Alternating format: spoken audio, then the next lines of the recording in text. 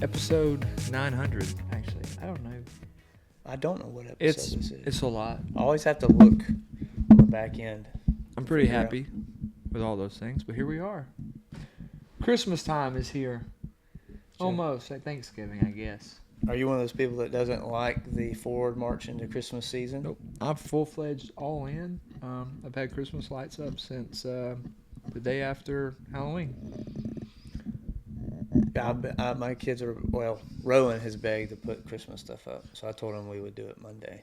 Oh, yeah? That would be the earliest we've ever put up Christmas stuff. I just embrace it. I like Christmas decorations, and I like them more than Thanksgiving. Thanksgiving's weird because, like, Erin likes decorating all that stuff, so she decorates Halloween, and then to take that down. Wow. I know, All Hallows Eve. But to take that down, to put up something for like less than a month, to take it down. Yeah, and then, I actually don't understand unless you have like decorated your entire flow for fall. I don't understand. I don't understand a Thanksgiving decoration. Yeah. We just don't do anything. Like a cornucopia. Yeah. Or put the hay bales out in your front yard and all that kind of stuff. I don't understand that. Yeah. A mini like Mayflower compact. Or Yeah. Mayflower, not the compact. Just one Mayflower. Yeah. The Nina, the Pinta, and the Santa Maria. I have a School of Rock reference going through when my he's brain playing right the recording or whatever. Yeah. No, so it's more practicality for us. Yeah. We don't want to decorate 6 times in a year. No. So. Yeah, we'll probably put up Monday. Jennifer she does not like Christmas time. She loves the Lord, but she's not a big fan of the Christmas time. The materialistic marketing ploy that Yes. is Christmas. And I like it, the nostalgia of Christmas time. Yeah, I do too. Yeah. I love it. So we'll be putting up Christmas decorations next week. Favorite Christmas movie is? I dare say 4 Christmases. I'm just kidding. That is mine It's for yours? sure. Yeah. I mean, we had this long conversation. We try to woo people into that as an answer. I'll only watch only it. to find out that they don't like like it. I only watch it once a year, but the most watched, I'll watch both of the Grinch movies and Home Alone. Like that, those are the most watched on a yearly basis.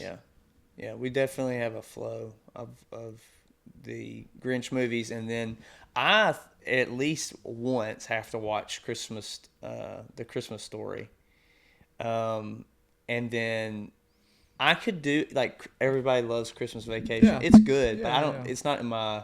I'll have that one on for like background from time to time. But then, like, I really like going back and finding claymation Christmas stuff. Ernest Saves Christmas. Ernest Saves Christmas is a classic. It is. Yeah. I like it. I love when he's just driving in the truck at the very beginning and he's doing his whole little monologue. We just watched that just the other day, and somebody was, oh, yes, the Yule log. All those things, dude. Yeah, it's good. That's a good Christmas movie for sure. I like Ernest Scared Stupid. Ernest Scared Stupid scared me for a really long time. Eat my bumper, booger lips. That's a pretty good Ernest impersonation. Yeah, I think Ernest Goes to Jail was one that we in our family watched the most for whatever reason. The camp one. Ernest Goes to Camp. Yeah, Ernest Goes to Camp. We watched that one so much growing up.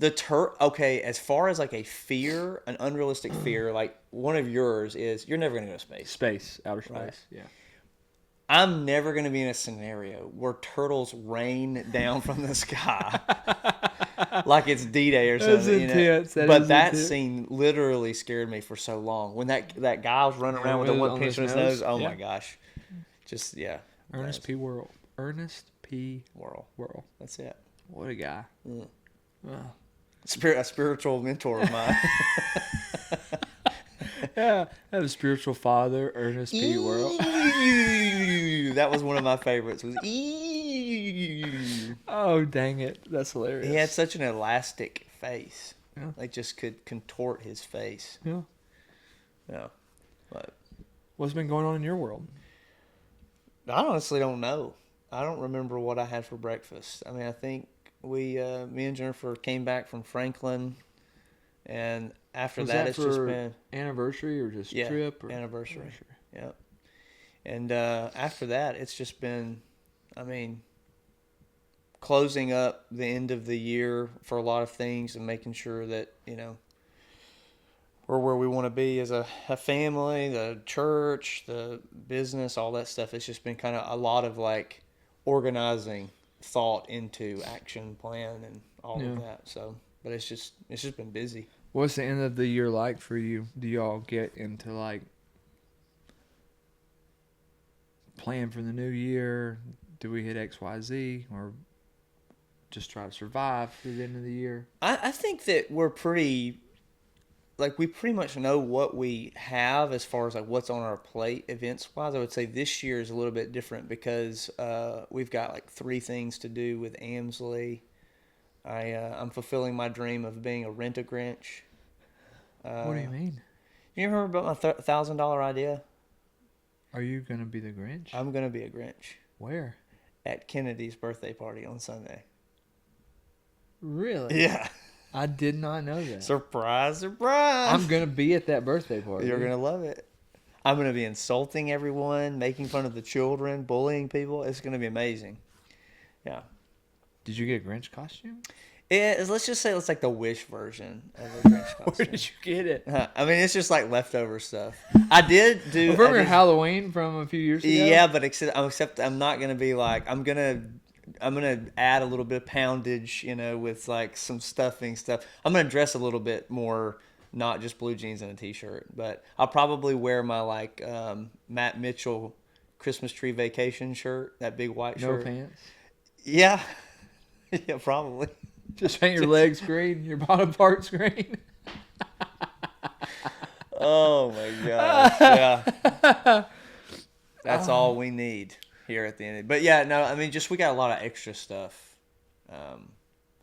that is not typically, but we know kind of like what our cadence is. So it's not really just do the things. And they've rented you to be the Grinch. Facts. I mean, I think it's awesome.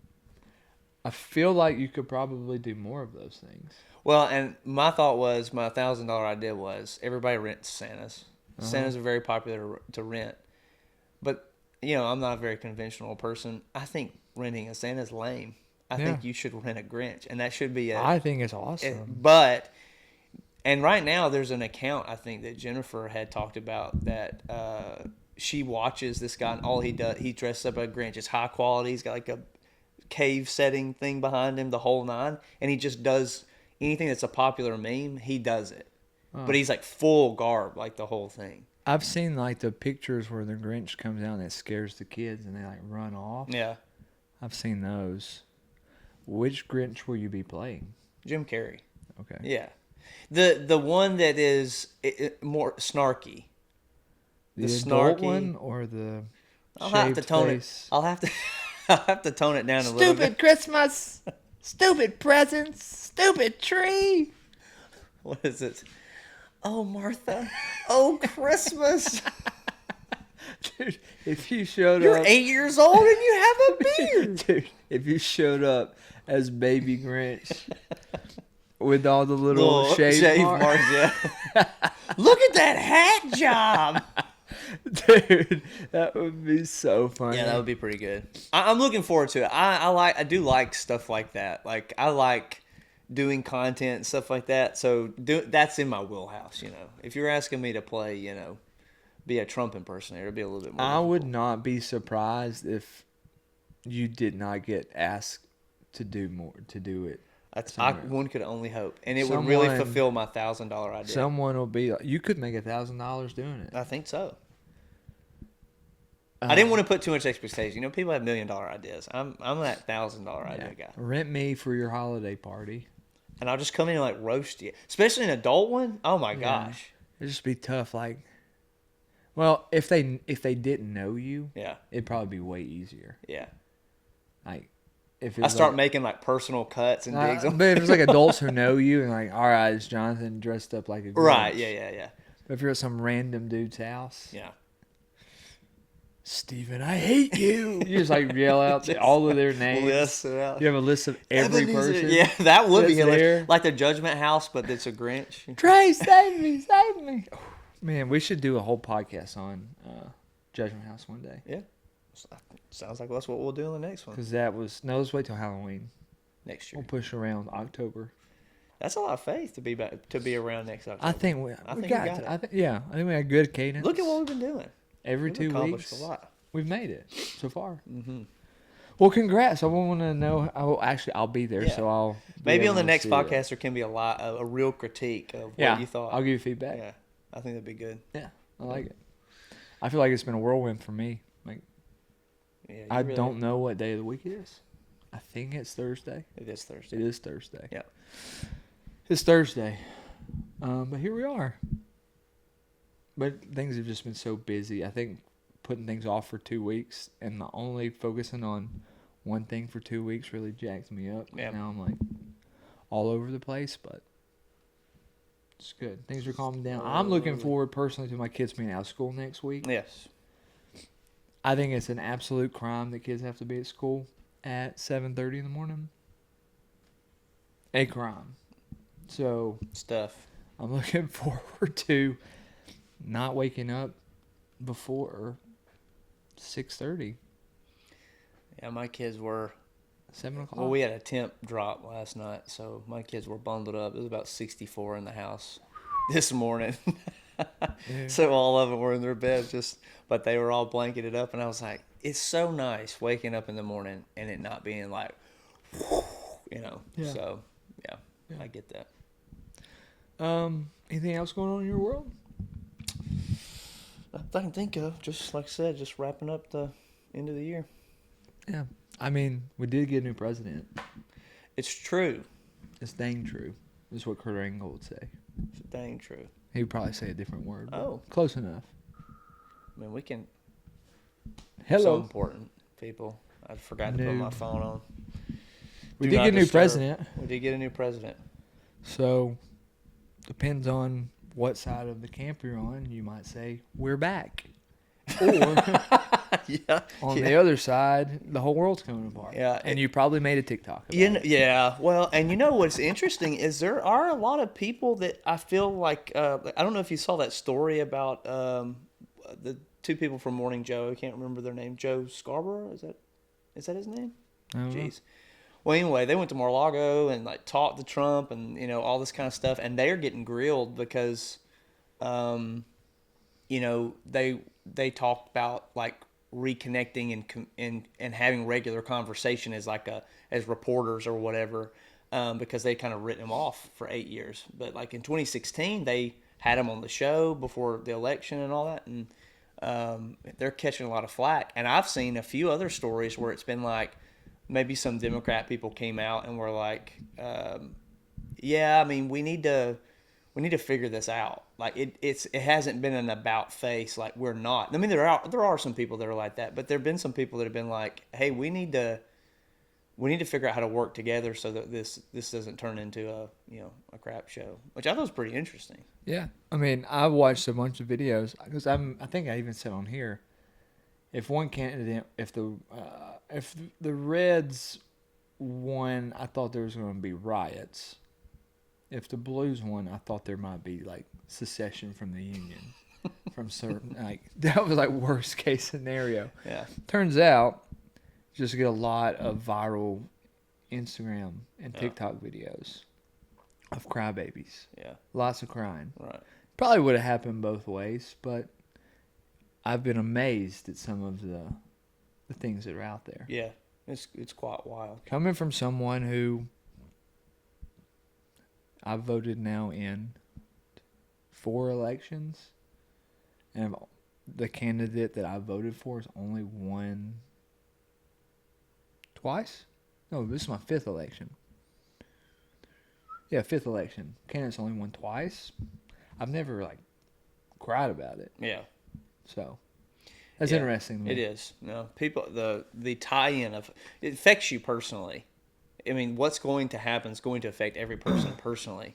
But it's that idea that government has gotten that big in people's minds that if the right person's not in there, it is going to ruin your life, yeah. not affect your life. It's going to ruin your life, Yeah. and that's why that whole just obsession with.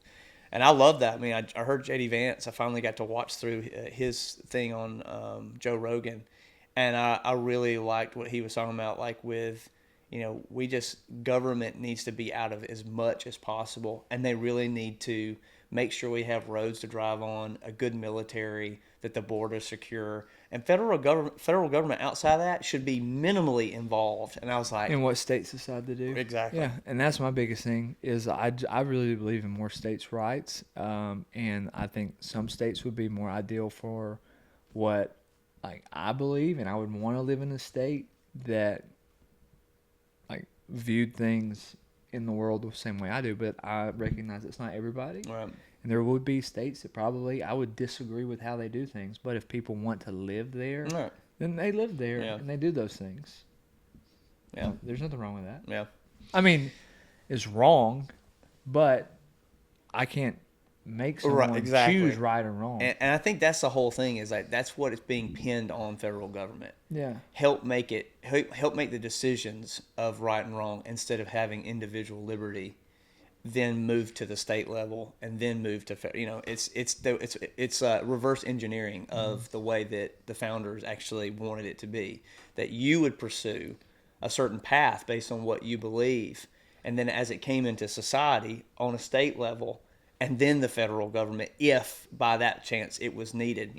Things like the federal government stepping in to make sure that the first black students could attend colleges here in Alabama, that makes sense. Yeah, right. The state level's not acting right. They're not doing what they're supposed to do. So the federal government steps in and does that. But when you rely on the federal government to do all of those things and the state gets pushed to the side, then the individual gets pushed to the side, and it becomes, I think, something that's not supposed to be. Yeah. So I like it. all right. Hey, real quick, we're about to get into the meat of our topic today. But before we do, I really wanted to talk one more time about our SKOOL platform. If you're not a part of our SKOOL platform, please use the link in the comments below to join our SKOOL. That's where all of our content comes out. You'll get access to courses that we're putting out. We've got 2 devotionals in there, one on embracing and working through your orphan heart and being a son of God. The second one being on living your life as a saint who sins and not a sinner who's just trying to get through this place and all that good stuff. So hey, check it out. It's our SKOOL. Please be a part of it. Engage. We got free gifts, free awards, all kinds of things in there. Don't miss out. Today we want to talk about something that's probably near and dear to us, but friendship. I think it's absolutely pertinent, absolutely important. I think who you surround yourself with really does affect who you are as a person. It will either rise you up to a different level, or it could pull you down, or it could keep you stagnant in the same spot. Like, I think if you look around who you're closest to, it probably would determine who you are as a person as well. But it's such a, like, as important as friendship is, I know that sometimes it can be dangerous because you got people who get hurt by people or hurt by friends, and it's this up and down of all these different things. I think friendship is super important. When you find a true friend, it's one of the best blessings and gifts that God can give you, personally. But I forgot what I was going to say on that end. Go ahead and add in, and I'll come back in. Yeah, well, I think if we surveyed our lives, we've got all these instances through time where we've had a relationship with somebody. They were a buddy, they were a friend, and it's like that time of life, there's a lot of influence and a lot of things shared and a lot of things learned just in that relationship. You could talk about your family dynamics during that time, your grade, what you were learning in school, maybe the sports or activities that you're involved with, but your friendships in different times of your life really are, I think, if someone was to dip into your life at that time, they could look at your friendship to kind of find out a lot about you versus going to all these other areas. Because I think there are dynamics that happen in friendships that don't happen in any other relationship, you know. So I think as I was thinking about this last week, I was thinking about how friendships really get formed, and then what is it that sustains a friendship, so that it's more than just I have a buddy. Yeah, I sure. like having buddies, Yeah. but as I run everything in my life through, and I don't mean this hyperbole, I mean it like this is true. I try to do this. If I try to run everything through the filter of whatever it is what's God's purpose, then even like I would think this way about our friendship, that God's purpose is ultimate, and our friendship runs through that course. So instead of thinking only about our friendship in the sense of our enjoyment of each other or shared interest or whatever the case may be, I have ultimately think about like, man, God placed you in my life and me in your life, and there's something to it then that means more than just us having a good time. Right. And I'm trying to make it to be something that it's not. But as I witness God's plan, I see that's the case through any of my friendships. Whenever I was connected to somebody, God was doing a work through me to them and through them toward me that made that relationship pretty key to where I was at that particular point in life. Yeah. And I think there's so many different, like, I don't want to say levels, but stages of different types of friendships, because I've had so many over the years. I would say that my friendship with you is just like unique because it's grown through so many phases. Mm-hmm. It's the longest I've ever had a friend, like, to this degree, because, had really close friends in middle school and high school. Outside of my relationship with my brother, it's like the longest like relationship I've had, like friend wise.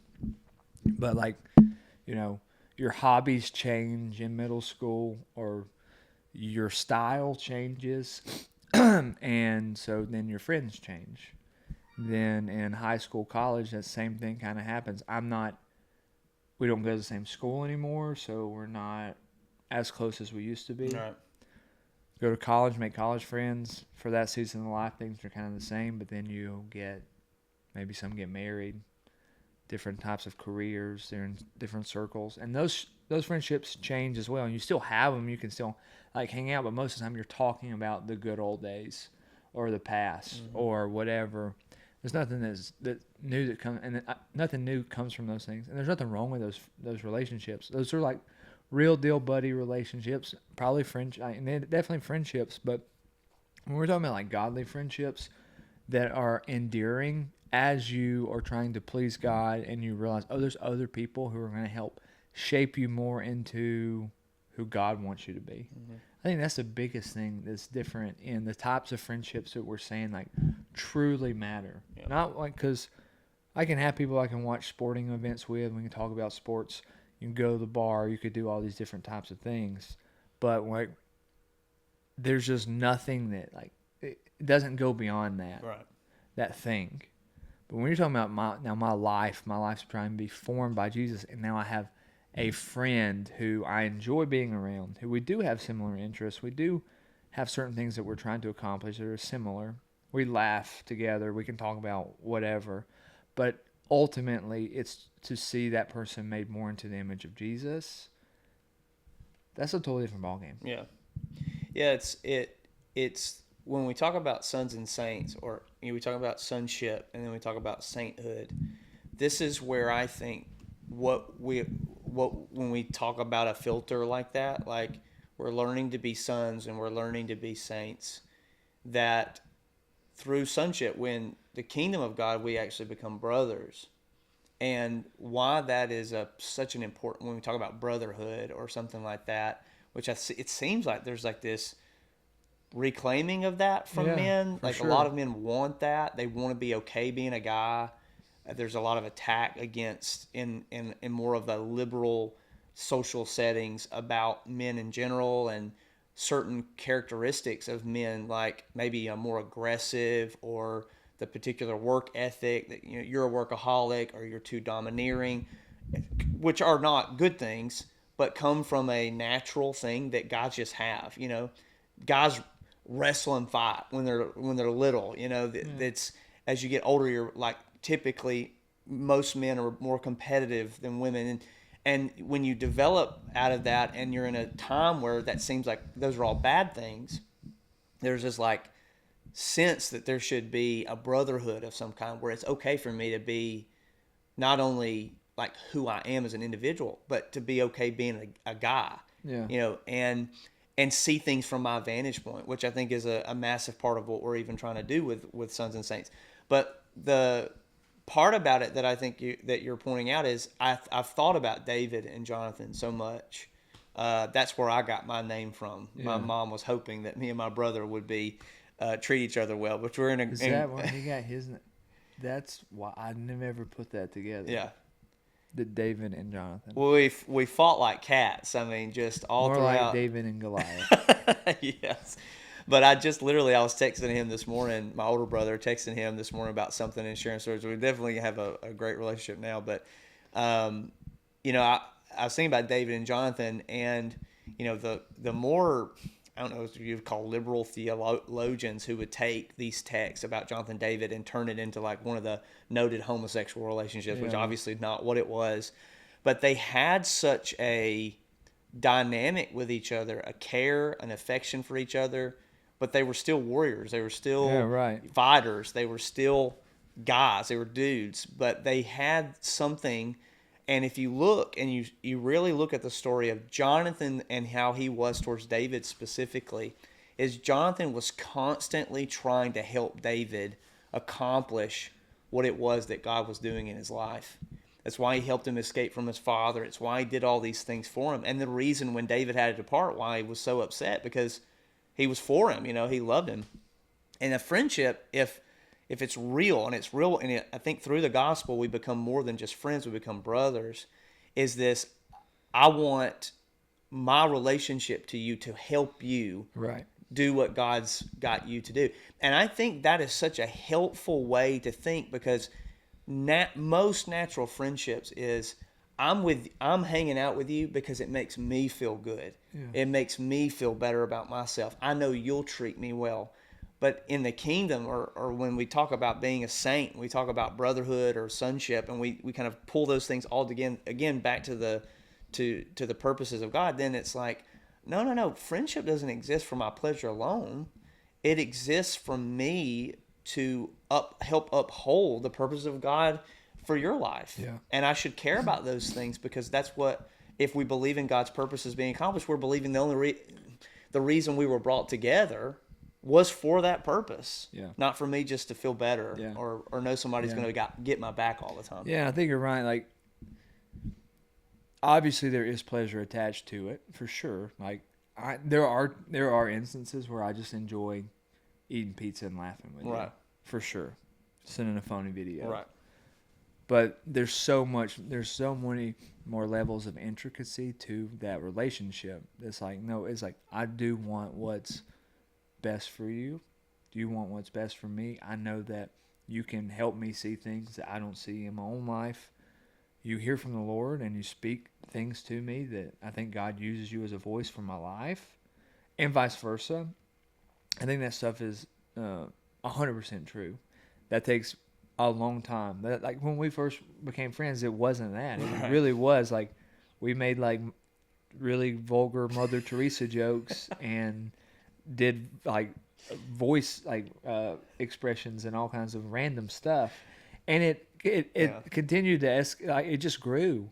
I remember when you were going through some theological changes that I didn't necessarily at that time didn't agree with, and I was like, I just don't know how I feel about this. Yeah. And I remember you saying, hey, no, this is for real deal. I remember sitting in a college class at UAB and we were texting. It was kind of like an argument because I'm like, dude, I just don't believe this. Right. There's no way these things can be true. I'm like, I still love you. You kind of sound like an arrogant jerk right now, but probably was. But whatever. Normally that's where friendship would end. Mm-hmm. When there's an altercation or a disagreement to that degree, but when God's really working, it made me see the value in that because I didn't want to lose that relationship, right. Even though we didn't see eye to eye on a certain thing, it didn't change. And then from there, I think that really did lay groundwork for us to face more challenges together throughout the years. I really do think that, like, I know we meet on Mondays for staff meeting for church, but we end it with like prayer together. I don't think that has anything to do with staff meeting. Mm-mm. That's just me and you. Like, I think that is a huge benefit to our friendship. Right. So when we let each other into our lives and we pray about specific things Right. on a weekly basis. Mm-hmm. There may be inconsistent. We may not text on a weekly basis. Most of the time we do, at least once. Right. We may not send a funny video or hang out on a weekly basis, but we are, like, we do pray for each other on a weekly basis, which is, you know, pretty cool in my opinion. Yeah, because I think too it helps with the traditional view of friendship is, you know, buddies hang out. Yeah, sure. We don't not. It's not like we don't have to hang out. It's not that. I like hanging out. Yeah, but 100%. we have between the both of us so many things that we're involved with that if we hinged our proximity, you know, and we're very fortunate that, you know, we live less than 7 miles from each other. You know, we're involved in a lot of the same things. We're going to see each other, and that's good. But at the same time, it's based off of something that's been built over time, so that it is sweet when we get to spend time together. We find ways to enjoy our friendship when we haven't planned to hang out, but we're doing a podcast or because we're just friends. And I think that's so true. And to your point, I think that if I'm aware of that, if I'm aware of what God's built, then you don't have to be mine. Right. You know, I don't have to have this thing where it's like, you know, gosh, there was a time where jealousy ran through, you know, and it was, you know, if so-and-so was hanging out with this person and you know, in my buddy's friend circle, or maybe it was even with you at times where it would be like, I don't feel included or I don't feel whatever. All of that points back to the view that I have that this is all hinging on who I am and what I can do, and so insecure and so just lacking in anything that would have been good, pure, or beneficial or healthy. And ultimately, if I feel that way, if I'm jealous or I'm upset, well, then I'm not forwarding the purposes of God. I'm not even concerned about that. I'm not even thinking about those things for you or even for our relationship. And so I think that one of the things that, just to sum up all that, is I think that, you know, when we talk about friendship in general, I think a lot of people think in terms of their history and all this kind of stuff. But I really look back at our friendship and think, like you said, there were things that we experienced together that had less to do with our interest and more to do with God shaping both of us in certain ways where we became more endeared to one another. And if I'm being like, I don't know if I've ever actually said this to you. I'm sure in some ways I have, but I can articulate it this way now based on the subject matter. But every time you've done something hard where I knew it was going to be a struggle for you, but you did it anyway, made me that much more proud to be your friend. There are things I've watched you do where I know it was like, if there was, I think about it's this Jumanji thing, the Dr. Bravestone thing. Sure. I don't want to do this. Where I'm like, I know you don't want to do this. I know you don't want to go through this. And then you do it. That's what strengthens my view of you. That's what strengthens a friendship. Of course, why would I want to be friends with somebody who can do hard things. I don't want to be friends with somebody who's asking advice to weasel out of something. Yeah, sure. The times where you've come to me and you said, hey, look, I think I need to do this. And I'm kind of, you know, I might say, yeah, or I might talk to you about it or whatever, or we've prayed about it. And you're like, yeah, I need to do it. And then you go do it. It's not like, you know, well, good for you. It's like, geez, I'm friends with this guy. This guy does hard stuff. Because I know I'm going to have to do something hard, right. And you're going to be sitting there going, yeah, I think you need to do that. Yeah. And I don't want to miss what God's doing. Yeah. You know, I don't want you to miss what God's doing. It's like a support. Like this is what you say God's supposed to do, then I want to support you in this, through good or bad. Right. And that is the gift of friendship. Mm-hmm. That's what God designed friendship for, is an accountability buddy, someone who's just going to be in your corner, someone to strengthen you when you like. Did God really say that? You said He said it, dude. Come on, let's do this. It's going to suck, or it's going to be really awesome at the same time. But, and I think it helps better if both can discern from the Lord. Yes. And they're like, I don't rely on, like, you're not my ear to God. Right. And I'm not your ear to God. I think we both hear from the Lord. But then when you do speak in certain instances, I'm like, yeah, that checks out. Right. Or I can take that description, like, yeah, you know what, that's right. Yeah.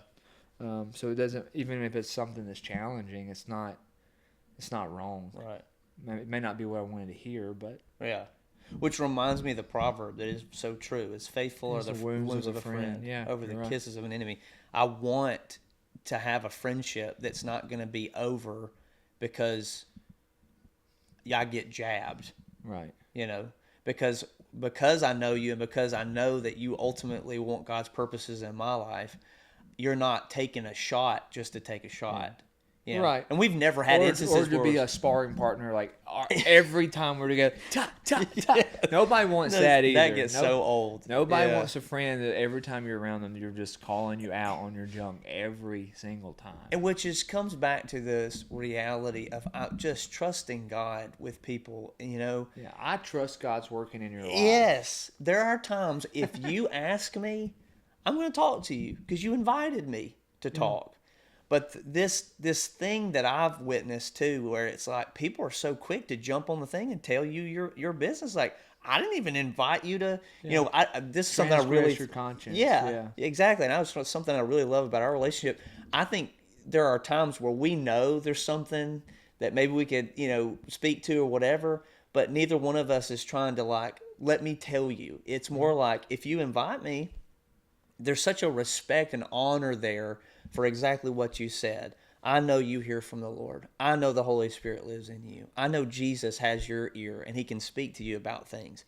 And if there's a moment where I need to say something or I'm needed in a situation for support or whatever, you'll let me know that that's the case. We've had enough miles to know when something's like, if you just acted completely outside of your godly character and nature, then I'd be like, dude, what the heck is going on? Right. But if you're just having a bad day, then sometimes you're just going to have a bad day. And I trust that the Holy Spirit is working in your life. You don't need me. You need the Holy Spirit. Right. There are instances, and I think that's powerful in friendships too, where you don't insert yourself into everybody's pity parties, but you let them take those and let God deal with those things. Yeah, that's good. As well. And so, this is not something you just get right. No. I love Jerry says relationships are spelled Time, and it's 100% the truth. It's just a time thing, and this is not a brag on our friendship at all. It's really not, because I couldn't summarize it. I couldn't give you a step 1, 2, 3, 4, 5, 6, 7, 8, and honestly, I would hope that anybody could have a friendship that doesn't necessarily have to look like this, but it looks like exactly how God wanted it to be. Because that's the other part that's so fearful. Even talking about this, I don't want anybody watching this to be like, or listening to this, be like, well, I want a friendship like this, like Trace and Jonathan. Again, that sounds so prideful and arrogant to even say. And that's the last thing I want. And you don't want that. You don't want that. You want, what is God trying to do in your friendships with blank, whoever that person is, and then just be patient and have time to see what God's doing there. Yeah. I remember years ago, Jennifer was talking about this, and I don't know if she was walking with somebody through something, a lady at Move or what, but she had talked about, to have friends, one must show themselves friendly. Yeah. And I think that, there are no steps to having a God-built friendship except going how God asks you to go. But you can ultimately ensure that you're a prospect for godly friendships if you're a friendly person. That's true. 100%. If you are it's when we come back to sonship and all that stuff, if you are a critical, rude, mean, it's hard for people to want to stick around you. And I'll say this one other thing, just to, again, I'm not just trying to whatever, but that's the other thing that I think I can easily honor about you is you don't wallow. I've watched you in instances where maybe something, it felt like a failure or it was a disappointment or didn't feel like it worked out right.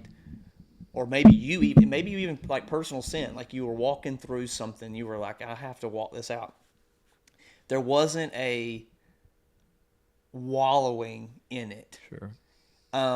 You definitely talk through the things, you work through all that stuff, but I think that's a huge, massive impediment to people having good friendships, because I've done this, so I know, as a person who's a professional pity party planner, I know how to do it.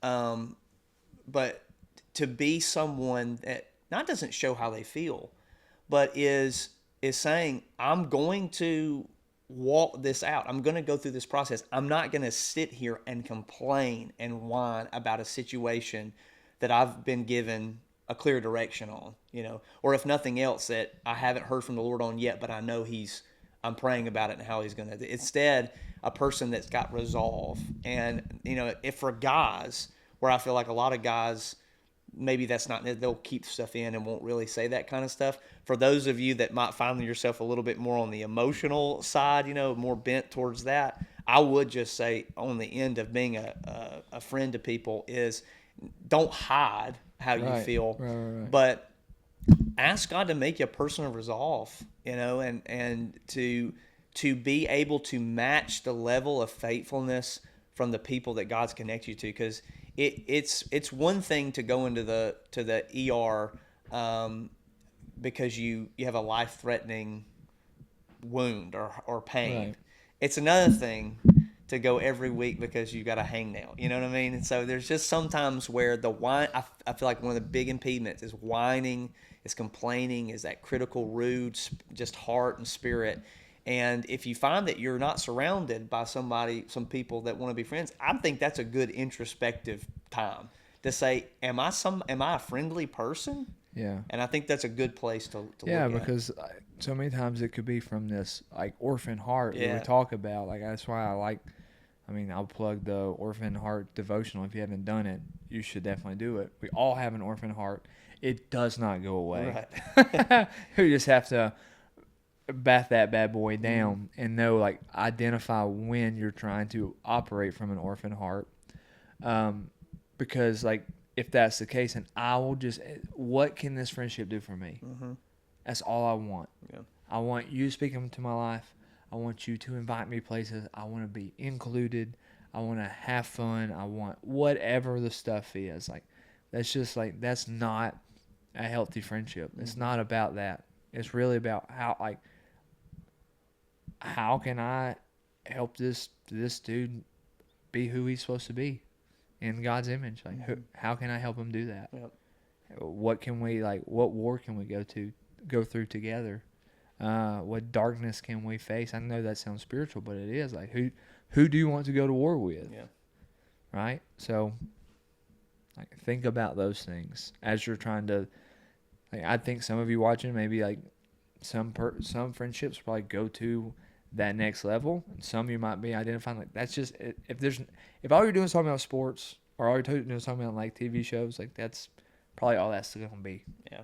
And maybe you've had the same best friend since you were 15, and it might be time to find a new best friend. Just like, when I say best friend, it might be time to find a brother. Yeah. Now maybe the other person says your best friend, but it's time to find some brothers.